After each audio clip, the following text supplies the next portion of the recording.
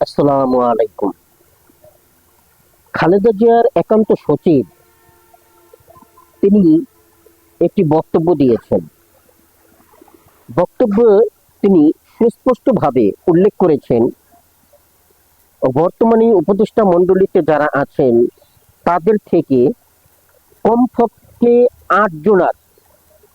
আটজনের বিরুদ্ধে তারা যে সীমাহীন দুর্নীতি করেছে, এই মাত্র 1 বছরের ভিতরে তারা যে সীমাহীন দুর্নীতি করেছে তার সুস্পষ্ট তথ্য প্রমাণাদি সহকারে নথিপত্র তার কাছে আছে। বিএনপি চেয়ারপারসন খালেদা জিয়ার একান্ত সচিব এবিএম আব্দুস সাত্তার অন্তর্বর্তী সরকারের ৮ জন উপদেষ্টার সীমাহীন দুর্নীতির প্রমাণ নিজের কাছে রয়েছে বলে দাবি করার পর এ নিয়ে রাজনৈতিক অঙ্গনে ব্যাপক আলোচনা শুরু হয়েছে। অন্তত ৮ জন উপদেষ্টার আমি তথ্য প্রমাণ দিয়ে বুঝিয়ে দিতে পারবো, আমার সচিব আছেন 2 জন, যে তারা সীমাহীন দুর্নীতির সঙ্গে জড়িত। এটা বিবৃতি দেওয়ার পরে শুধু সাধারণ জনগণ না, সর্বমহলেই চিন্তার মধ্যে পড়ে গেছেন।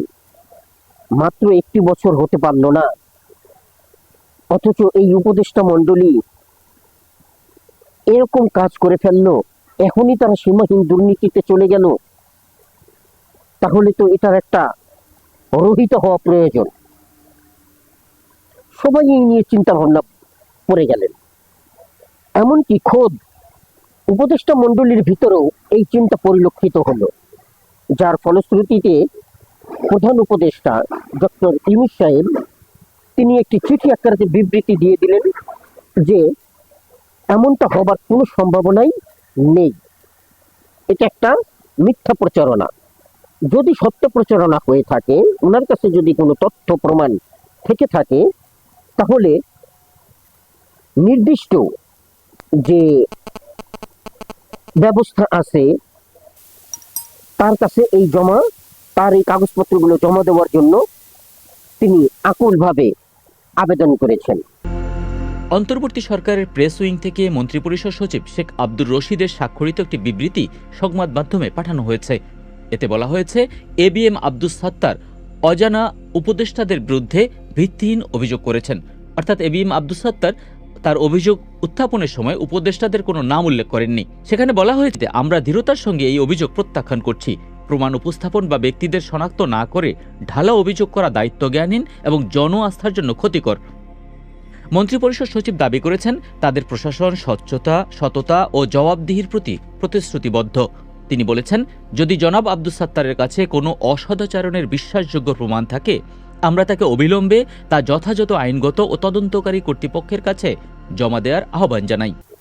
অর্থাৎ এই যে দুর্নীতির যে কাগজপত্র তিনি সংগ্রহ করেছেন বা ওনার কাছে যে তথ্য প্রমাণ রয়েছে তা তিনি মেলে ধরার জন্য আহ্বান জানিয়েছেন, এবং এতে করে ডক্টর ইউনূস সাহেবও সহযোগিতা করবেন বলে আশ্বাস দিয়েছেন। এখন দেখার বিষয় হচ্ছে এই একান্ত সচিব কি করেন।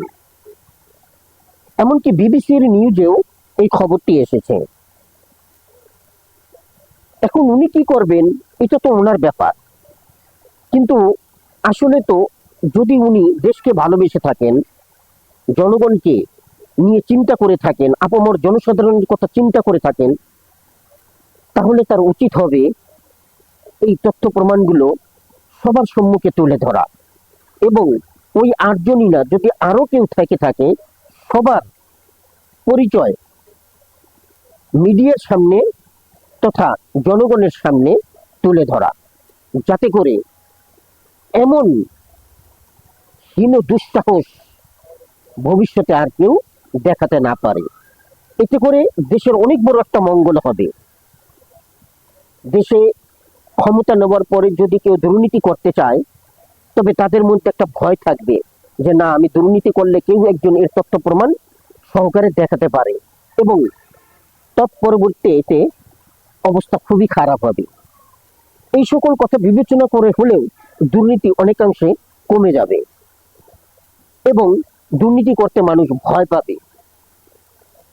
কিন্তু যদি উনি এটা প্রচার না করেন, প্রকাশ না করেন, যথাযথ কর্তৃপক্ষের কাছে এগুলো মেলে না ধরেন,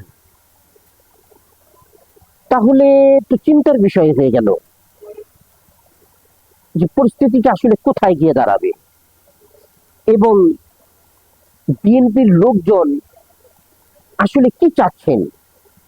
দেশের মধ্যে কি অস্থিতিশীল পরিস্থিতি সৃষ্টি করতে চাচ্ছেন, নির্বাচনের আগে নির্বাচনকে বানচাল করার চেষ্টা করতেছেন, কিংবা নির্বাচন ফেয়ার হয়নি এমন একটি পরিবেশ তৈরি করার জন্যই কি এইগুলো করতেছেন।